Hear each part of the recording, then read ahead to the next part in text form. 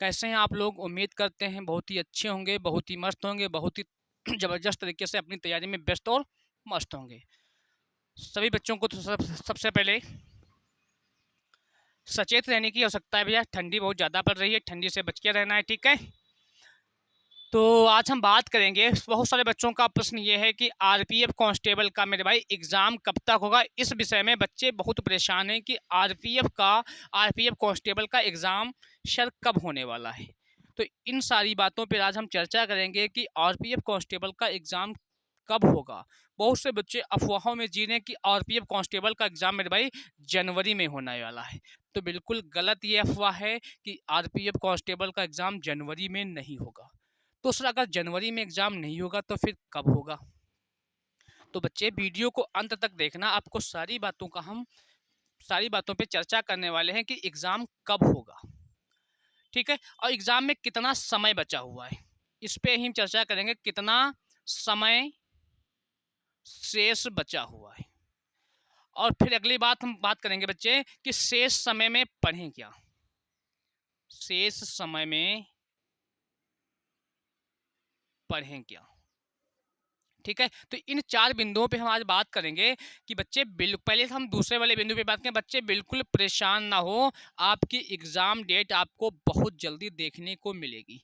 लेकिन ये बच्चे अफवाहों में बिल्कुल मत पड़ना कि आपका एग्ज़ाम जनवरी में होने वाला है। बिल्कुल मेरे भाई, आपका एग्ज़ाम जनवरी में 110% नहीं होने वाला है, ठीक है?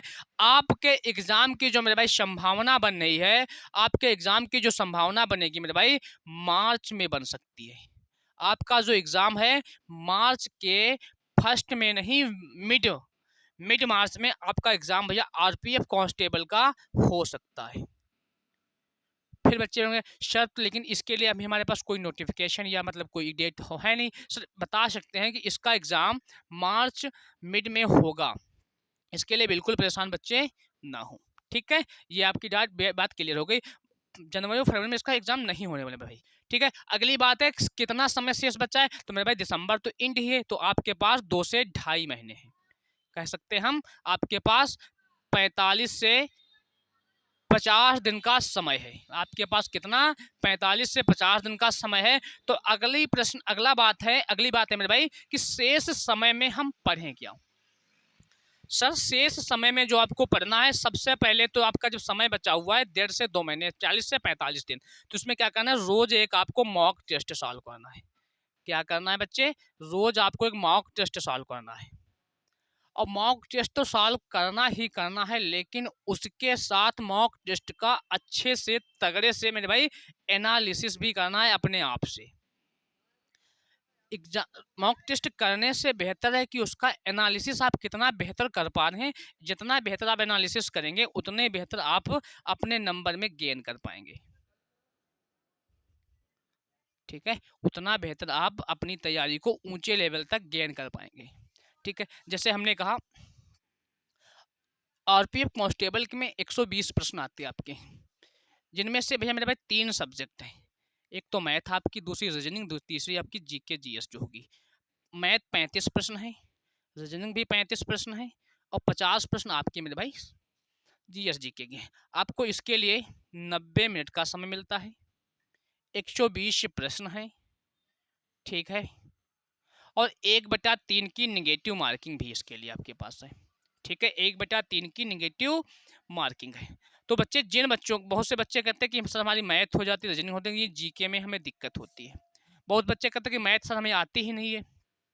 तो क्या करना है, आपको मॉक टेस्ट देना है। अगर आपके नंबर में भाई 70 बनने हैं, 75 बनने हैं, 80 बनने हैं, या फिर 85 बनने हैं, लेकिन हम तो बच्चे आपसे कहेंगे आपका जो टारगेट होना चाहिए 90 प्रश्नों का होना चाहिए।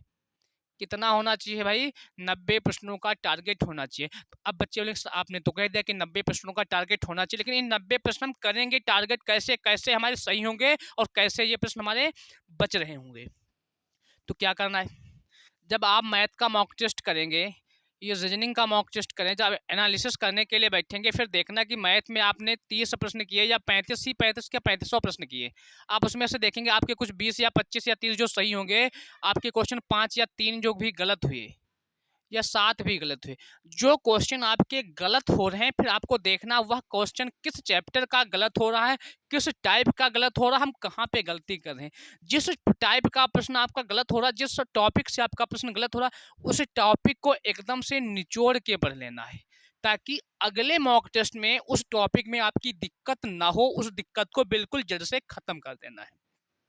समझे बच्चे? क्या हम कह रहे हैं कि जिस मैथ के प्रश्न में, जिस टाइप में, जिस टॉपिक में आपको दिक्कत हो रही है, उस टाइप को बिल्कुल नस्ते नाबूद कर देना है, बिल्कुल उस टाइप की दिक्कत ही खत्म कर देनी है अच्छे से, बिल्कुल ठीक है। फिर यही बात आपको रीजनिंग में करनी है। अगर जिस चैप्टर में आपको रीजनिंग में अगर दिक्कत है, जैसे हमने कहा कि आपको सेटिंग अरेंजमेंट में आपको दिक्कत आ रही है, बैठक व्यवस्था में आपका प्रश्न रीजनिंग का बैठक व्यवस्था का यदि गलत हुआ है, तो जिस टाइप का बैठक व्यवस्था का प्रश्न आपको मॉक टेस्ट में देखने को मिल रहा है, उस टाइप के बुक उठाओ, सारे क्वेश्चन सॉल्व कर दो, ताकि आपको अगले मॉक टेस्ट में कोई भी दिक्कत उत्पन्न ना हो बच्चे।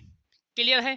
अगर हम बात करें जीके जीएस की, तो मेरे भाई जीके जीएस तो बहुत अथाह चीज़ है ना। तो आपको सबसे ज़्यादा जीके जीएस में रेलवे के लिए पढ़ना क्या है मेरे भाई, आरपीएफ कांस्टेबल के लिए सबसे पहले तो आपको करंट अफेयर 1 साल की देख लेनी है, 1 से 1.5 साल की, 1 से 1.5 साल की आपको करंट अफेयर देखनी है। और सबसे ज़्यादा मेरे भाई अहम रोल रहता है स्टैटिक जीके का, आपको स्टैटिक जीके अच्छे से पढ़ लेनी है। और मेरे भाई और पॉलिटी से आपको क्या पढ़ना है, आपको सारे अनुच्छेद पढ़ लेना, बहुत महत्वपूर्ण है, क्योंकि आपको एक अनुच्छेद तो पूछा ही पूछा एग्जाम में जाता है।